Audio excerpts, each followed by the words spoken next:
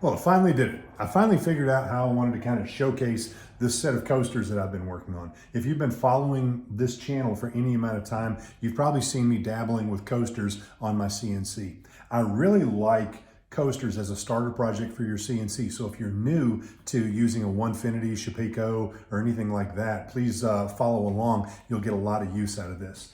Coasters are great because they can be personalized. They're a simple project to build. They can be batched out pretty quickly. And it's a good way to learn how to start using your CNC because it's not a complicated process. You can do something as simple as a circle or a square, cut it out and call it a coaster.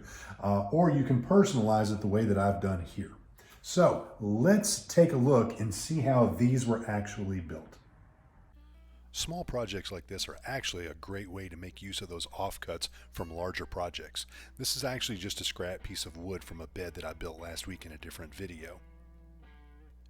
Now I need to mill this wood down to a thickness of 1 1/8 inch. I'm going to take it over to the table saw and I'm going to resaw it down to 1/2 inch, and so I'm going to lose 1/8 of an inch because of the kerf.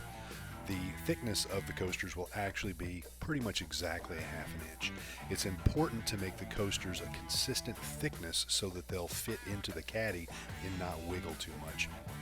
Later on you'll see that a couple of these coasters actually wiggle a little bit, and I could have done a better job of measuring the thickness more accurately. Next, I'm going to measure the thickness. I really want this board to be 1 1/8 inch thick, so that way I can resaw it into 2 1/2 inch pieces.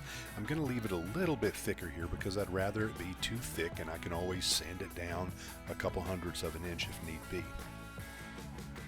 Next, we're going to make our way to the table saw where we're going to cut our stock down to 5 inches. Even though you won't see it here, I'm also going to resaw these down to a thickness of just over 1/2 inch. So those will actually be the coasters, and then the 1 inch thick portion will be the caddy. Next, let's make our way over to the CNC. I'm using a Onefinity Woodworker X50. We're going to use the old CA glue and tape trick to hold it down, which you'll see here in a little while is kind of a mistake.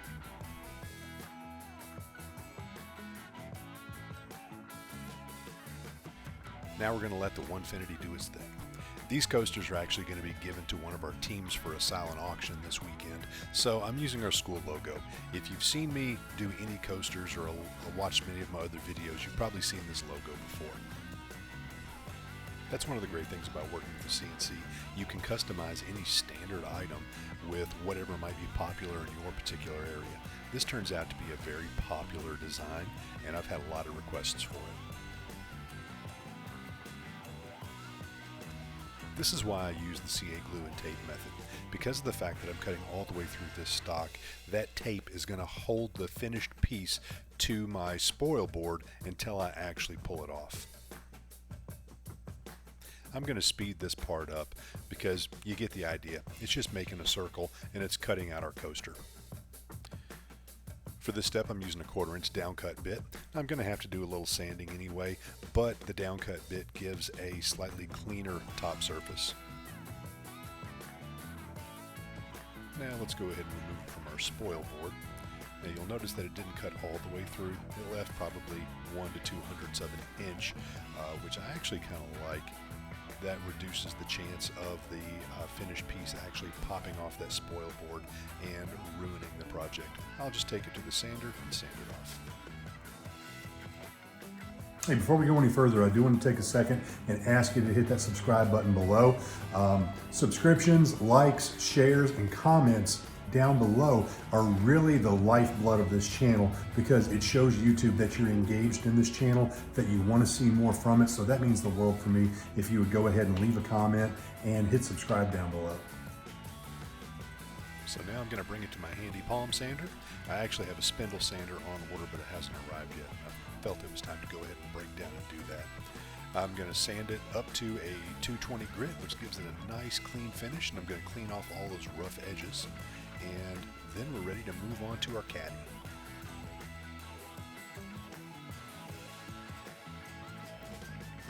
Okay, now you'll see me mess up right here. I wasn't thinking, and I loaded the tool paths incorrectly, so I'm actually cutting out the caddy first. This is not generally that big of a deal, except for the fact that when I cut out the caddy, it reduces the amount of surface area that tape is holding down onto the spoil board. So what ends up happening is when I move on to the next toolpath and I start cutting out the slots, because of the fact that there's less tape holding this piece down, it actually comes loose and I ruin this original piece. All right, so I wasn't recording at the time, but this is what happens when your workpiece comes loose from your spoil board. I ran these in incorrect order and I ended up cutting it out first, which weakened some of that tape, and I think that's ultimately what caused that. No big deal, I didn't break a bit, I just ruined one little piece of walnut though, and I'm going to give it another shot. Live and learn. Okay, so let's try this again, but this time let's go ahead and cut out our slots first, and then we're going to do the cutout. That way we have more tape that's actually holding the workpiece down. I might also look at different ways of securing the material in the future, because that scared the out of me, and I want to avoid that from happening again. Alright, so let's speed this up a little bit. You want to make sure that these slots are exactly ½ inch, and you also want to make sure that your coasters are exactly ½ inch. If you measure everything correctly, then your coasters will slide right down nice, tight, and snug into your caddy, and it'll give a nice clean look.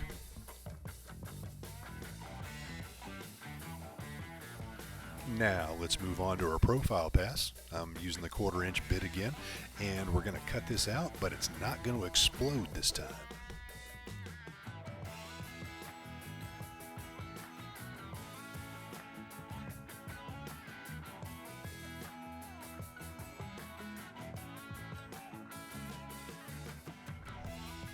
Now when I do a little test fit right here, I see that a couple of my coasters are too thick to fit in the slots.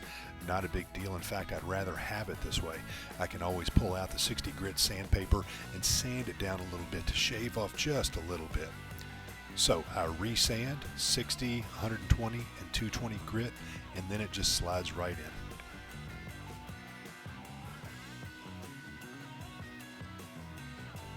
Next, we're going to move on to the final step, finish.